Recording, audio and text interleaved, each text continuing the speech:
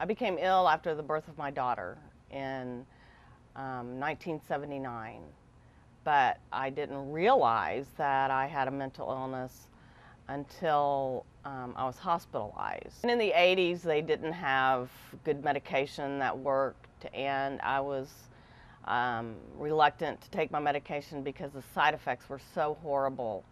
But then in the mid-90s, they came out with the good new generation meds, and I was willing to take those. One of the most incredible things about Diana is the career that she leads today, and knowing that in the early 80s she was diagnosed with a severe mental illness, and then over the coming years she had over 30 hospitalizations. I went and volunteered with NAMI Austin, and then I started volunteering with NAMI Texas in 1998. And then one day I walked into the office and they offered me a job. And I said, "You mean a job that you get paid for?" And they said yes, and I'd never had a job in my life.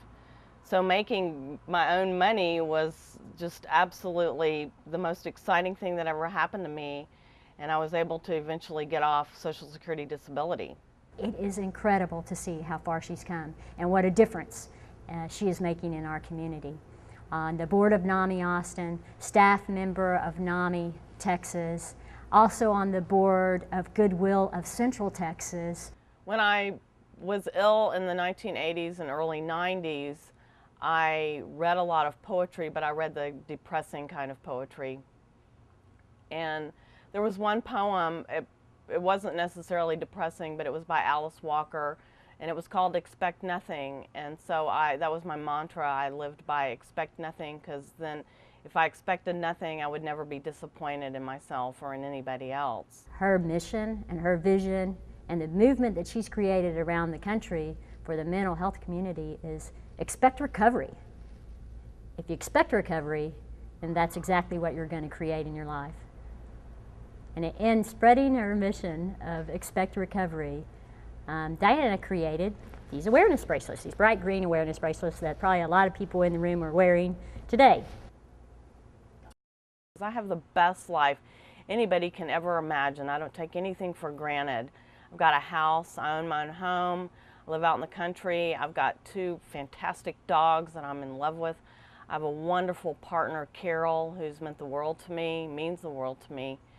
And that's what I want for other consumers. I want them to have what I have, because it's possible.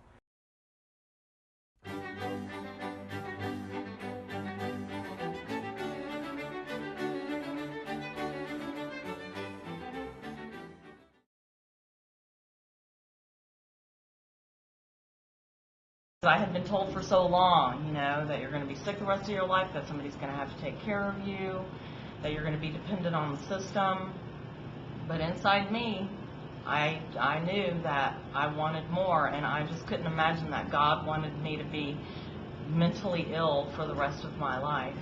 And so I fought it, and now I'm able to know that this mental illness is just a tiny little part of me, and the rest of me compensates and makes up for that and is able to go on living, in spite of maybe a little bit of a disease in my brain. My life right now is about being an advocate and helping other people get to where I am now, and that's what I want more than anything else. To say there's 3 big things that have been important to my recovery, and they're not in this order. First, medication made it possible for me to think clearly and be able to control my moods. Second has been my advocacy work, because I went through a training program learning how to be an advocate, and being able to do something to help other people besides just myself has made a huge difference in my life. And then third, underneath it all, if it weren't for my faith in God, I wouldn't be able to do what I'm doing right now.